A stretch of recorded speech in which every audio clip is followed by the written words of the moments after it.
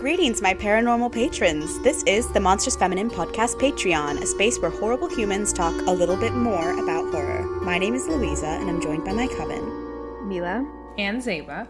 And Taya is out for a little bit, but she'll be back soon. This is our bonus Patreon episode, so thank you for listening, May Queens. In this episode, we're continuing our creature feature horror theme by talking about the 1986 horror sci-fi The Fly, directed by David Cronenberg. In The Fly, a scientist named Seth discovers how to make items teleport. Keen to share his excitement, he reveals his invention to a journalist named Ronnie, who works for her obsessive ex. The two begin a romantic relationship thereafter. Initially, the machine can only teleport inanimate objects. However, after successfully teleporting a baboon, Seth decides to try it himself. Unbeknownst to Seth, however, a fly enters the pod at the same time, leading to monstrous consequences for Seth's biological makeup. I was watching this film, and no tea, no shade, but Jeff Goldblum, not a bit of me.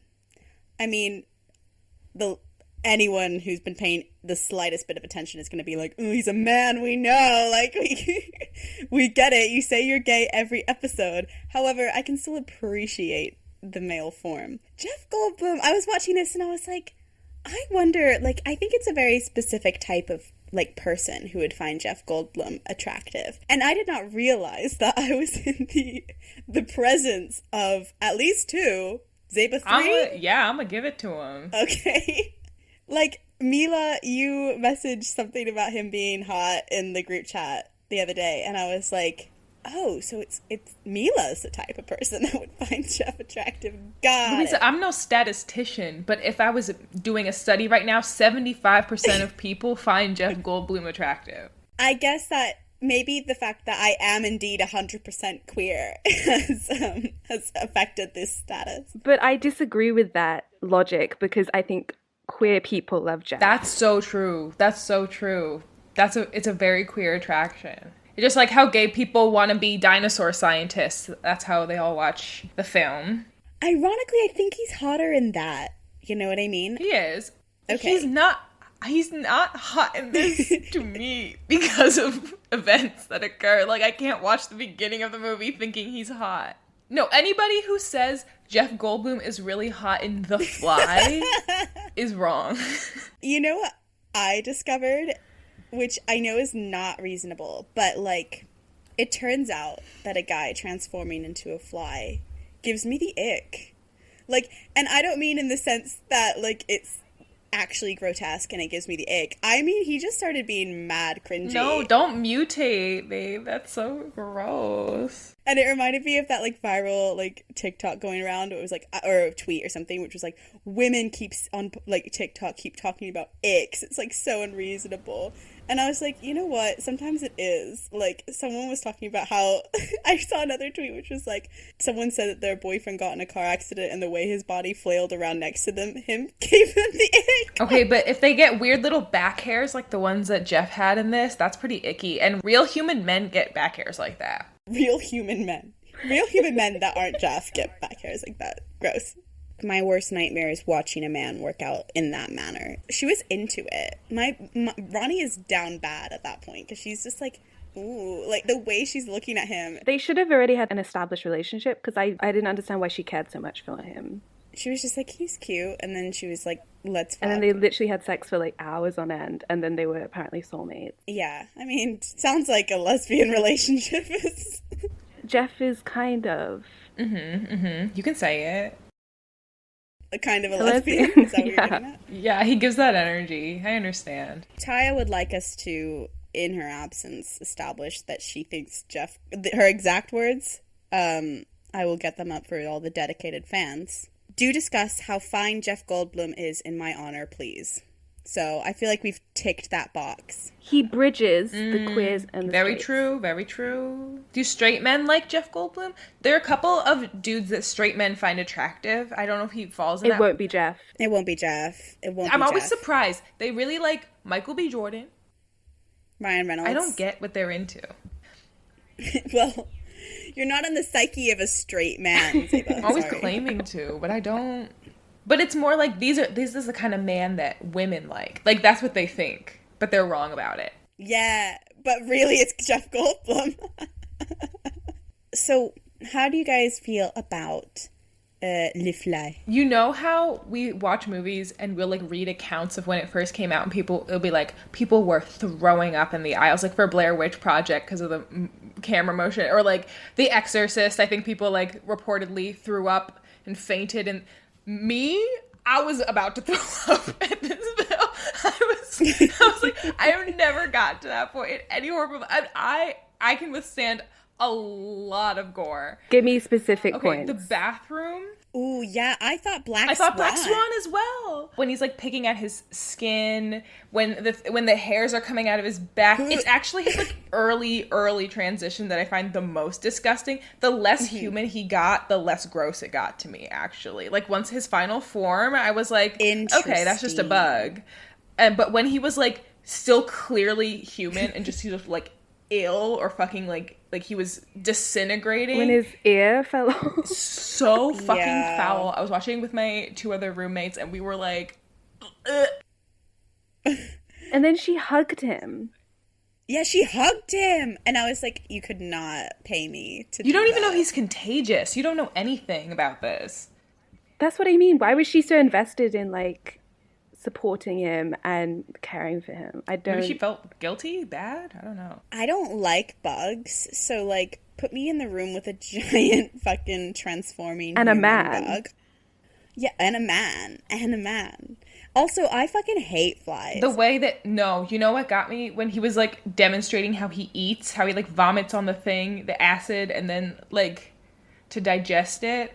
Flies are fucking like more foul than other insects. You're so right. They're just disgusting.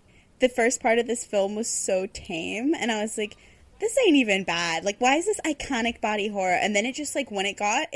You know what I mean? Like, I was like, it was like a point, and then it was absolutely unbearable, so disturbing. Because I was like, I saw that Disney, like, streams this, and I was like, oh, if Disney streams it, then, like, I can handle it.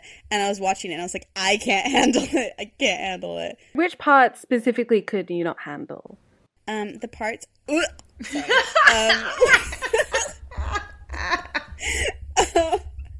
Because I thought about it when I hate pus, and when his finger pusses after the nail It hits falls the off. mirror.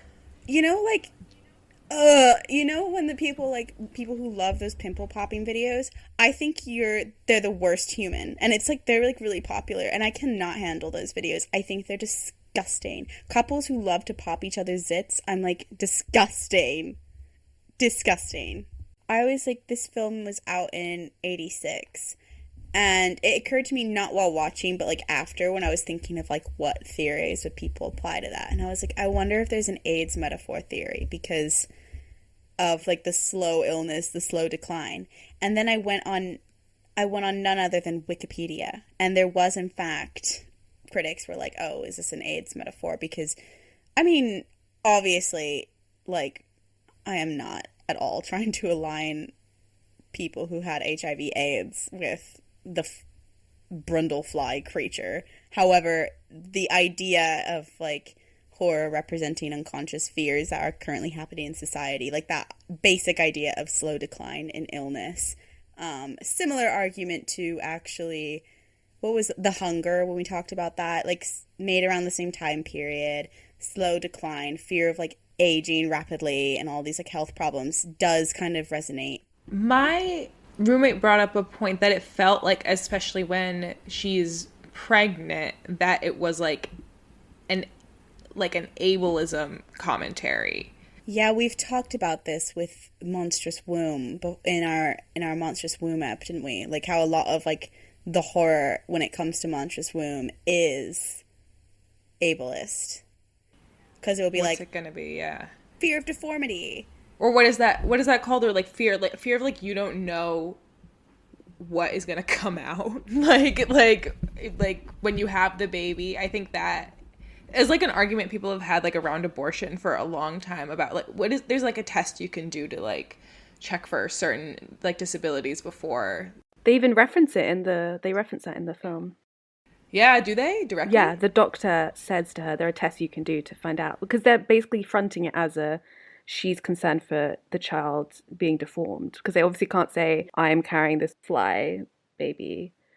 To be honest, like when I was watching it, HIV didn't pop into my head once, which I think is more just like me. It just went over my head. Also, like, it's not in my consciousness. Like, I didn't grow up in the 80s, but I did get the strong, like, sort of pro-choice, bodily autonomy, and also the ableism.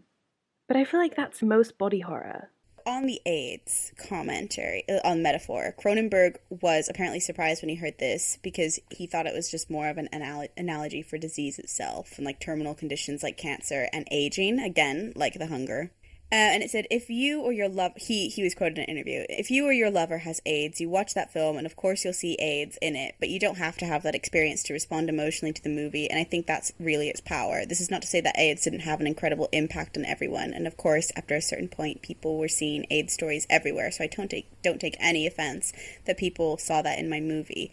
For me, though, that there was something about the Fly story that was much more universal, aging and death, something all of us have to deal with. So he wasn't, like, mad about it, but he was like, that's not what I intended, but, like, I see how that would resonate with the climate. Yeah, that was actually a decent response to it. And then in terms of abortion, I mean, there's not really anything that I found specifically about it, but just that abortion was decriminalized in the US in 1973, so this is 86, so you'd probably be like seeing the effects of that legislation if we're further enough down the line. So I bet it would have been like something that people were like still debating.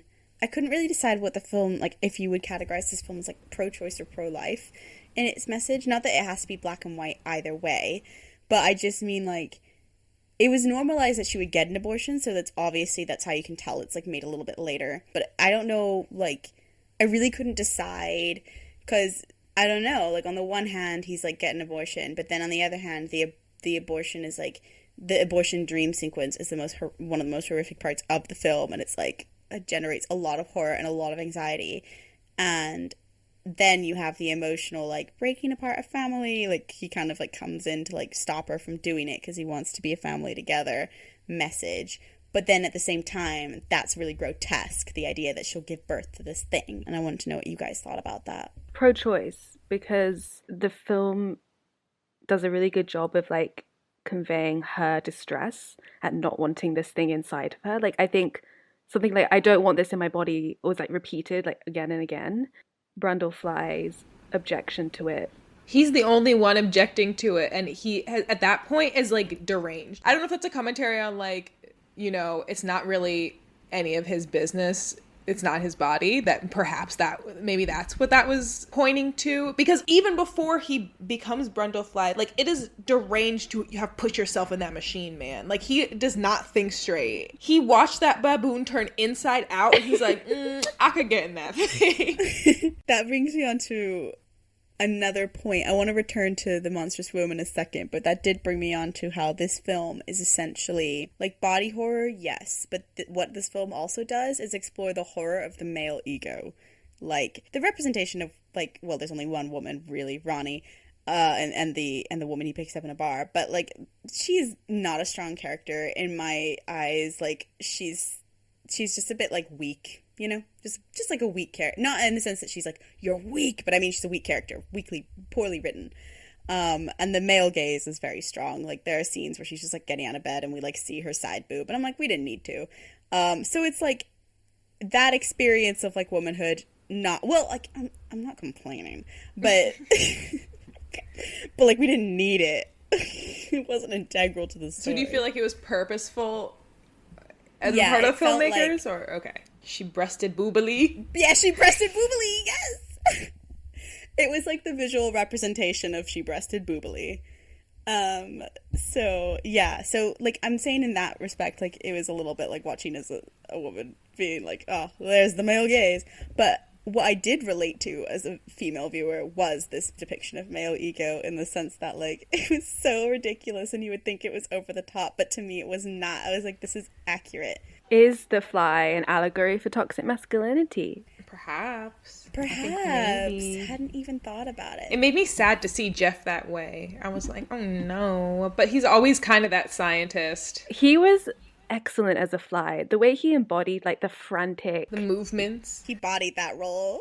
Something I was confused about with the psychology of the fly. Got it. Was Why are they horny? Okay, not only why was he horny, why then was the fly so determined to like unite the nuclear family? What was his motivation? I'm pretty sure flies do not think in that kind of way. The grotesque nature of the film is not so much from him becoming less and less human. It seems like you say he's morphing into this like male egotistical asshole. Maybe that's part, when I said he gave me the ick, maybe that's part of it, because like mostly it was just like his personality. I was like, you can be a fly, but you don't have to be cringe. Like, you're just like, the whole reason, well, to be fair, this is pre-pod, so I can't even blame it on the fucking genetic deformity that was or mutation rather, that was happening. But like when he was like getting drunk and he's like, well, I guess I'll just get in this death pod then. And I was like, now why is that your response? The clinginess, I thought that was like, if this was a metaphor for illness, that he was just like sick and scared and like didn't know what was going on. He was like, don't leave me, He did say he was scared. That's fair enough. I would be scared too. It was just annoying. Like the characterization of it was just really annoying. I'm not saying that I wouldn't be clinging. I'm just saying overall he was an ick. But yeah, I did wonder why. I didn't wonder about the flies and nuclear family morality. That's a really good point. But I did wonder why flies, A, have super strength. Like what? B, were so fucking horny. And D, were like egomaniacs. Sex. I feel like flies are strong, like relative to their bodies, like ants, maybe. But do they do like handstands on chairs? I don't think. Well, they don't have thumbs, so maybe if they did, they would. Flies don't have thumbs. On the kind of male ego point, it was just interesting how he became more and more like her ex, who then they had this weird crossover where her ex then becomes this hero.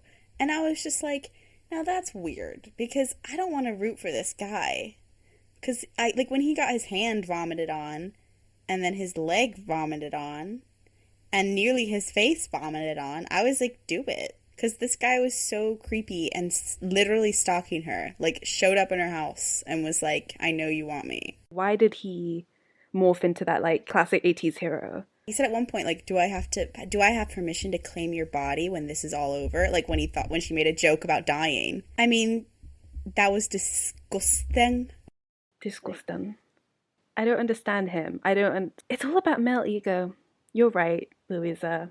Male ego, male jealousy, male gaze. That's what this film is in 3 words to me. Oh, and, monstrous womb. Abject fetus. Creed quotes someone named Sharon Russell, and who basically says, I'm going to paraphrase, that women don't really get to control monsters in film, except when they're like in a mother-son relationship or like giving birth to the monster. Like, it's not the woman who really controls them. And Creed's like, there are some examples of like female mad scientists, but most of the time it's the female who is not necessarily creating the monster in an artificial environment. Like, that's the mad male scientist's role. And Creed says, why should they? Women possess their own womb. Interestingly, the theme of women giving birth to physical monsters from her own body has been explored by a number of recent horror films, possibly in response to recent debates about scientific experiments in cloning and reproductive technology. So, similar to Alien, when we talked about this, Creed kind of thinks, and she lists the flies specifically in this like little passage. So she is talking about how she is also exploring it as a response to like reproductive rights and stuff like that. My fun fact that I forgot about was that Chris Wallace was the special effects and makeup person, and he worked on Gremlins. The range. Honestly, hats off to you, sir. We love your work. The makeup artist, Stephen Dupois, I guess, and Wallace won an Academy Award for the makeup on The Fly. Oh, wow. That's awesome. Okay, so he wore larger prosthetics and special contact lenses that made one of his eyes appear bigger. 5 hours in the makeup chair until Brundle's deterioration into his hybrid form, the Brundle Flay. Thank you for listening to The Monstrous Feminine. Be sure to follow us on Instagram, SoundCloud, and Spotify at The Monstrous Feminine Podcast, and on Twitter at The MonFemPod. Subscribe to our YouTube channel and rate and review us on Apple Podcasts, and follow us on TikTok at The Monstrous Feminine Pod. Brooms up, witches out.